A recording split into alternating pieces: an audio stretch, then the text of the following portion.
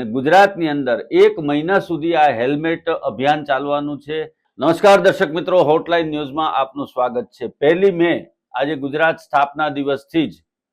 સમગ્ર રાજ્યની અંદર ટુ વ્હીલર ચાલકો માટે હેલ્મેટ ફરજિયાત કરી દેવામાં આવ્યું છે અને એડિશનલ ડીજીપી મકરંદ ચૌહાણે જે પરિપત્ર જારી કર્યો છે એમાં એવું પણ જણાવવામાં આવ્યું છે કે ટુ વ્હીલર ચાલક જે કોઈ હશે એમને અને એમની પાછળ બેઠેલા વ્યક્તિએ પણ હેલ્મેટ ફરજિયાત પહેરવાનું રહેશે।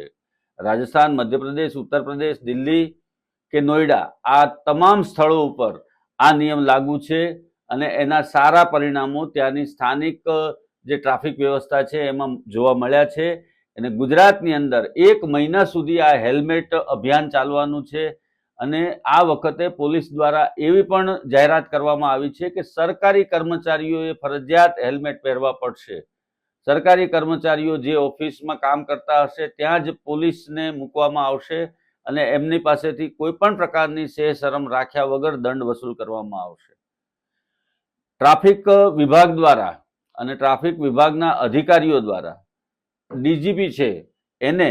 અને એના સહિતના જે ઉપરી અધિકારીઓ છે એ તમામને મેલ કરી અને જાણ કરવી પડશે કે આજે સામાન્ય પબ્લિક પાસેથી હેલ્મેટ અંગે કેટલો દંડ વસૂલ કરવામાં આવ્યો, આ ઉપરાંત સરકારી કર્મચારીઓ પાસેથી કેટલો દંડ વસૂલ કરવામાં આવ્યો। આ બધી જ બાબતોનું સતત ઓબ્ઝર્વેશનમાં રાખવામાં આવશે અને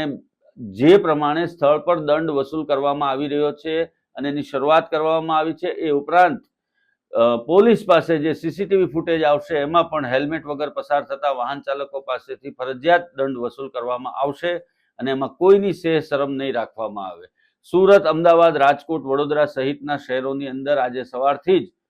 પોલીસ દ્વારા, ટ્રાફિક પોલીસ દ્વારા આ અભિયાનને શરૂ કરવામાં આવ્યું છે અને બપોર સુધીમાં સંખ્યાબંધ લોકોને આ પ્રમાણે દંડ ફટકારવામાં આવ્યો છે। એટલે તમે પણ જો આ મેટ્રો સિટીની અંદર સુરત, અમદાવાદ, રાજકોટ, ભાવનગર કે આવા કોઈ પણ સિટીની અંદર ટુ વ્હીલર લઈને પસાર થતા હો, ડબલ સવારીમાં હો તો 2 હેલ્મેટ અથવા તો તમે સિંગલ જઈ રહ્યા છો તો પણ હેલ્મેટ તમારે હવે ફરજિયાત પહેરવું પડશે।